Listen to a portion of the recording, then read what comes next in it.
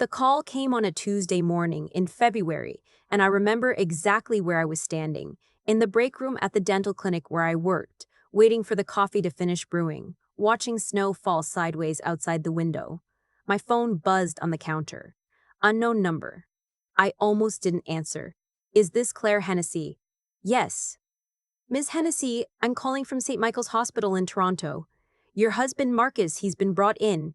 There's been an accident on the 401. I don't remember putting the phone down.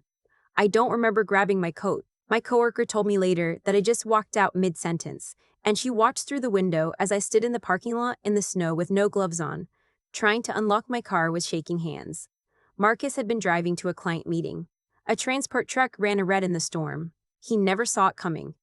By the time I got to St. Mike's, he was already in surgery.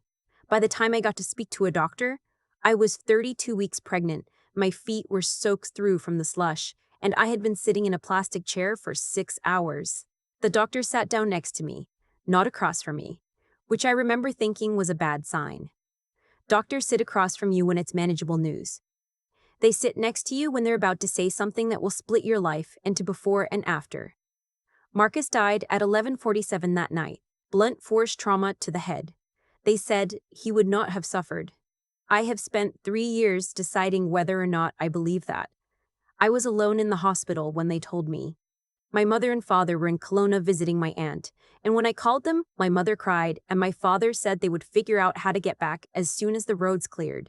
My husband's family, his parents lived in Winnipeg, his sister in Halifax, were unreachable at first, then devastated, then on their way.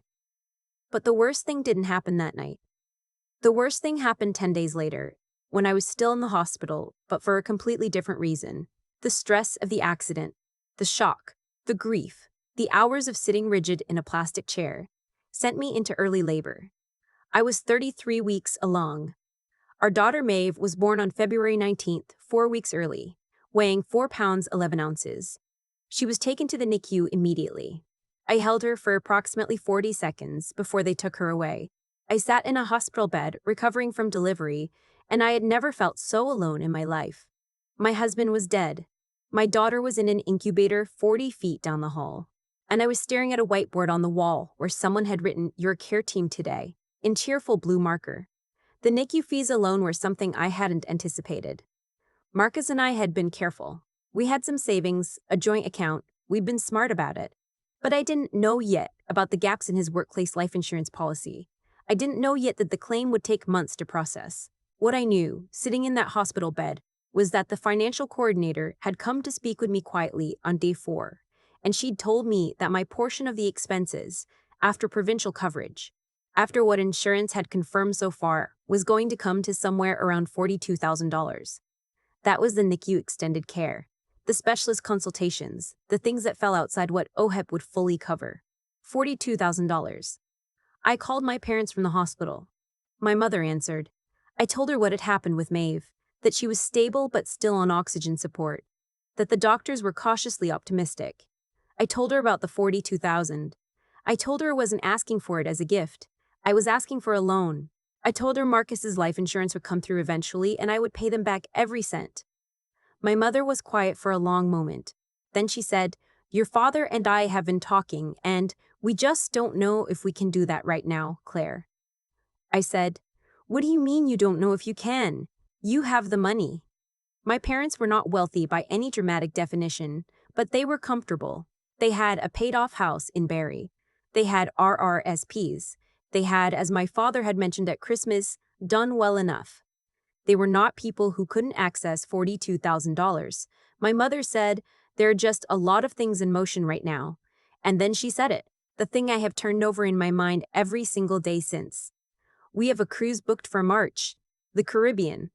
We've had it planned since September, and we've already paid the deposit, almost $8,000. We can't just cancel that, Claire. We'd lose most of it. I sat in a hospital bed. My daughter was in the NICU. My husband had been buried 9 days ago. And my mother was telling me that a Caribbean cruise was a financial consideration she needed to weigh against helping me. I said, "Mom, Maeve is in intensive care." She said, "I know, and we feel terrible.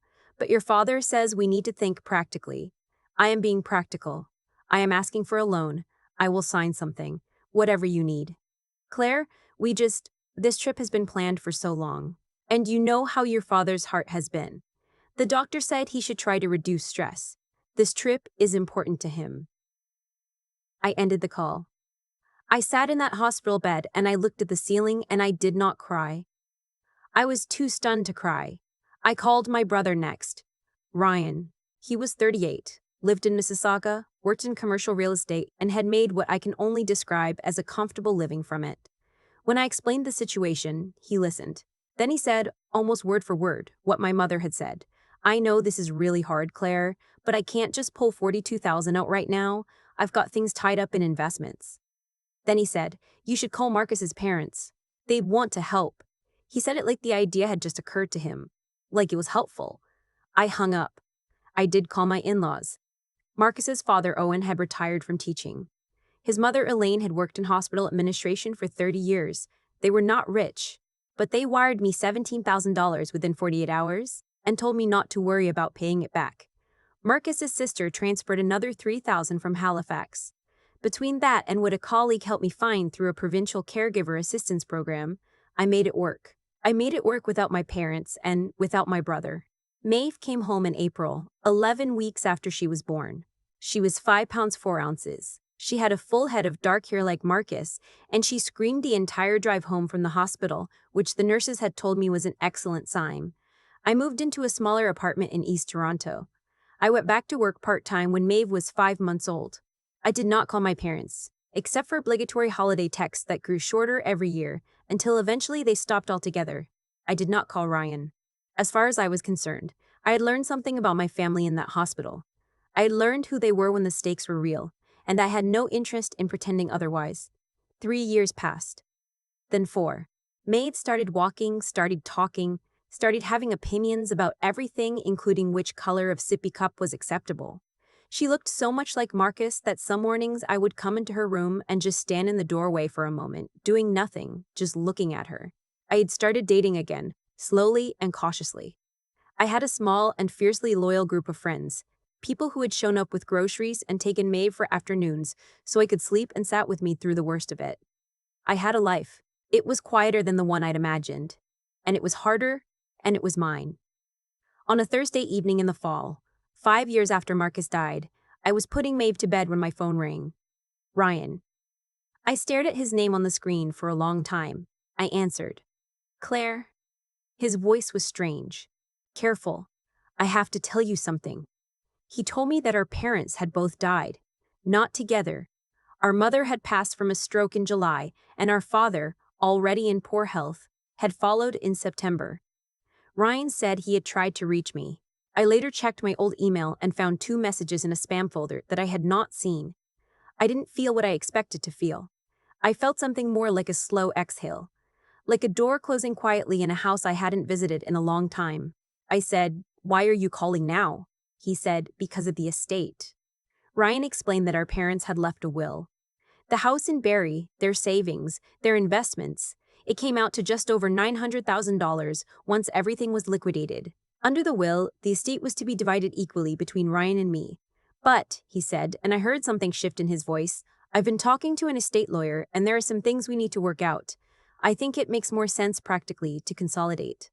To have one person managing it rather than splitting and dealing with probate complications for both of us. Ryan. It's really just about efficiency. Are you telling me you want to keep all of it? He paused. I'm saying there are ways to structure this that are cleaner.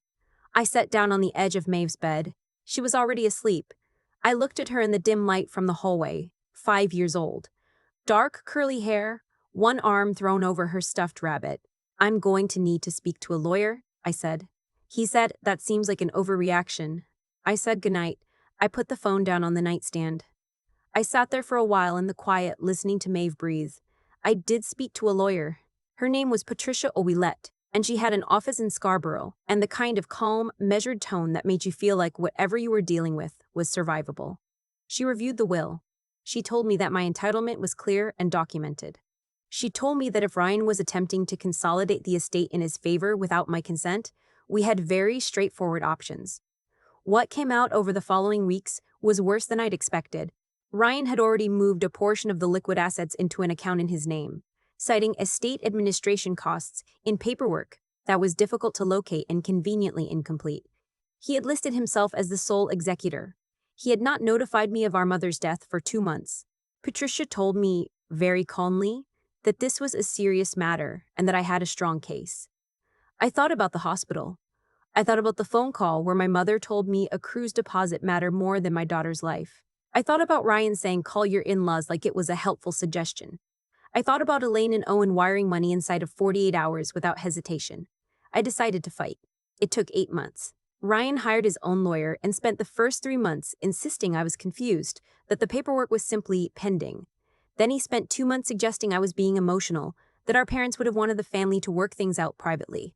Then, when Patricia produced documentation showing the unauthorized transfers, he spent 1 month trying to negotiate a settlement for about 40% of what I was owed.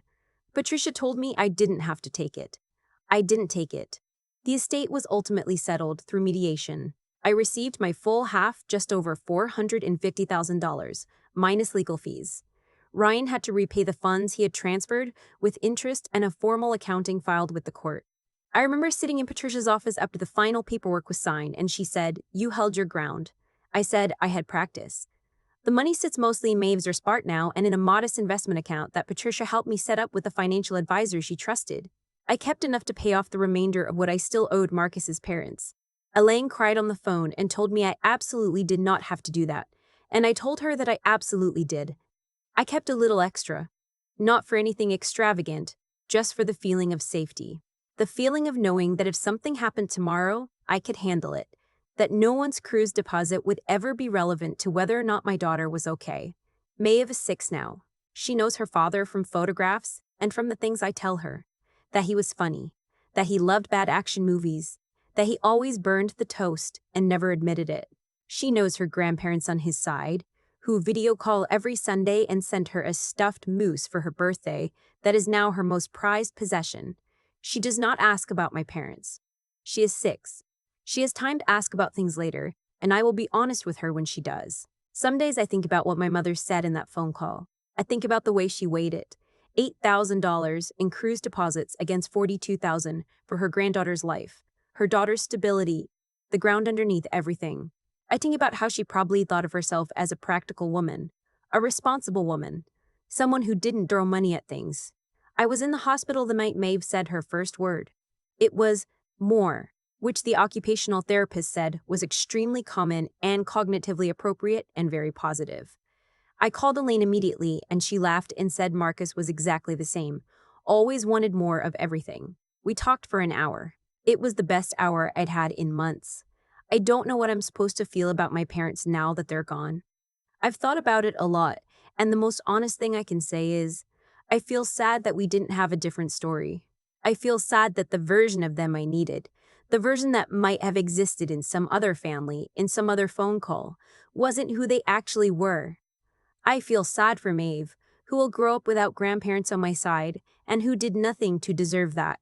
But I do not regret cutting them off. I do not regret the silence that lasted 5 years.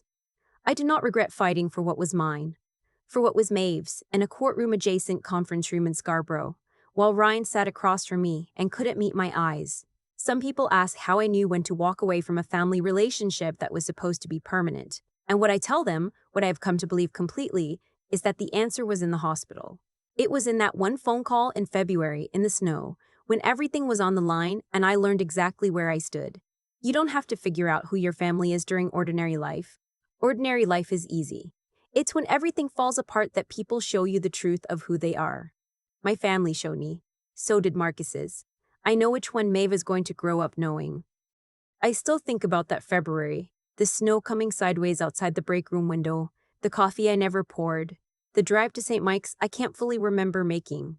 There are moments in your life that divide everything cleanly, what you were before and what you became after. That was mine. For a long time I wondered if I'd been too hard, too absolute. People would say things like, they were just scared, or that's how that generation handled things. And I would nod and say nothing, because I had stopped needing anyone else to understand it. What I understood was this: when it mattered most, when Maeve was 4 pounds 11 ounces in an incubator and Marcus was already gone, My parents did a calculation. They weighed it, and the cruise won. That's not fear, that's a value system. And once you see someone's value system clearly, you can't unsee it. What carried me through those years wasn't bitterness, even though I think I would have been entitled to it. It was something quieter, a kind of clarity about what actually mattered, and a stubborn refusal to pretend otherwise. I had to figure things out that I never expected to figure out alone.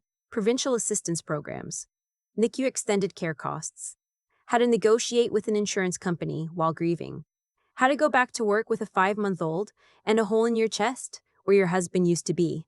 None of it was graceful. Most of it I got wrong the first time.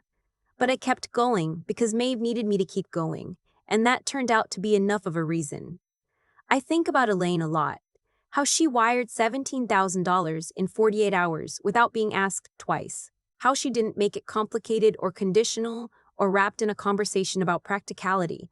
She just did it because it was the right thing to do and she knew it. That's what I tried to carry forward. Not as a model of perfection, but as a reminder that goodness is a choice people make under pressure. And some people make it, and some people don't. When Ryan called about the estate, I had a decision to make too. I could have walked away, taken the clean exit, as they say.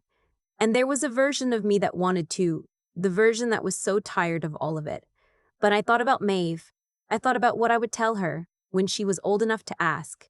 I thought about the fact that doing the right thing sometimes looks exactly like fighting back, and that knowing the difference between revenge and justice is one of the most important things a person can learn. I fought, not out of anger, though the anger was there. I fought because I had built something real, a life, a daughter, a future, and I was not going to let it be quietly taken from me while someone filed paperwork in his own name and called it efficiency. What I know now, on the other side of all of it, is that the hardest moments don't reveal who you wish you were. They reveal who you actually are. My parents showed me who they were. Ryan showed me who he was. Elaine and Owen showed me who they were. And somewhere in the middle of all of it, the hospital, the apartment in East Toronto, the mediation room in Scarborough, I showed myself who I was, too. I'm still figuring out if I like everything I found, but I'm not afraid of the answer anymore.